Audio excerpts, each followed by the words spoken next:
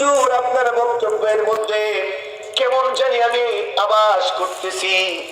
কারণ হলো আমাদের প্রথম 10 বছর শিশুকাল, এরপরের 10 বছর শৈশবকাল, এরপরে 30 বছর বিয়াকাল, 40 বছর পর্যন্ত সংসার কাল, 40-এর পরে দাড়ি মুছ পাকবে, মরণের কথা মনে হইতে থাকবে।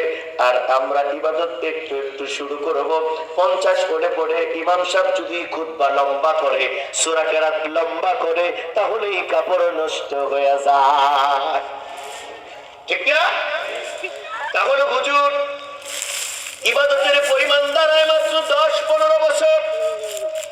এই 10-15 বছরের ইবাদত দিয়া হুজুর 1500-2000 বছর যারা ইবাদত করতেন তাদেরকে পিছনে পালাইয়া আমরা আগে জান্নাতে যাব। আপনার বক্তব্য নেতাগর মতো হয়ে গেছে, মনে হয় সামনে নির্বাচনে আপনি এমপি নির্বাচন করবেন। নেতাগর বক্তব্য বলে কেমন? নেতারা যখন বক্তব্য দেয়, কই তোমাদের বাড়ি দিব, গাড়ি দিব, জায়গা দিব, জমি দিব, মাতলা দিব, শ্রেণী দিব, কোদাল দিব, দাও দিব, বাস দিব, যা আছে সব। যখন নেতারা পাশ করে, জনগণ যখন কাছে যাইতে চায়, কয় বাস দিব।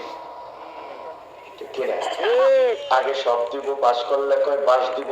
নেতা তো দূরের কথা, নেতাদের চামচ কামুচ যে থাকে, ওদের ডেডনির বাড়ি এই নেতাদের ধারে কাছে যাওয়া যায় না, ওদের ডেডনির বাড়ি কুলায় না। নেতা তো কিনা চামচ কামচের ডেডনির বাড়ি কুলায় না, আবার নেতা, ঠিক কিনা? এমন হয়ে গেল। আল্লাহর নবী ডাকতে বলে, যাবে রে, তোমার কি বিশ্বাস হয় না? যাবে রে বলছে, বালা, কেন নয় বিশ্বাস হয়? জোরে কোন সুবহানাল্লাহ। আল্লাহর নবী ডাকতে বলে, যাবে রে, জামানার পয়গাম্বর মুসা নবী ডাকতে বলছিল, আল্লাহ তুমি বলে ঘুমাও না। আমার আল্লাহ ডাকতে বলছেন, মুসা রে তুমি বিশ্বাস করো না? মুসা বলছে, বালা, কেন নয় বিশ্বাস করি, তোমার দেখানো যাবে। জামানার পয়গাম্বর ইব্রাহিম নবী ডাকতে বলছে, আল্লাহ তুমি বলে মৃত্যুরে জিন্দা করো।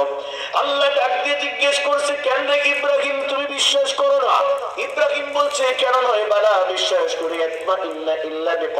দেখতে চাই শুধুমাত্র আমার অন্তরের প্রশান্তির জন্য। আমার আল্লাহ বলেন তোমার দেখানো যাবে। নবী আমার ডাকতে বলে, মুসা নবী বলছে বিশ্বাস করি, তোমার দেখানো যাবে। ইব্রাহিম নবী বলছে বিশ্বাস করি, আল্লাহ বলছে তোমার দেখানো যাবে। যাবে রে তুমি বলছো বিশ্বাস করি, ও যাবে রে তোমারও দেখানো যাবে। জোরে বলুন সুবহানাল্লাহ। আমার উম্মত দুনিয়াতে আসবে সবার পরে, জান্নাতে যাবে সবার আগে। কেমনে? ও যাবে তুমি বিশ্বাস করো, তাহলে তোমারে দেখানো যাবে।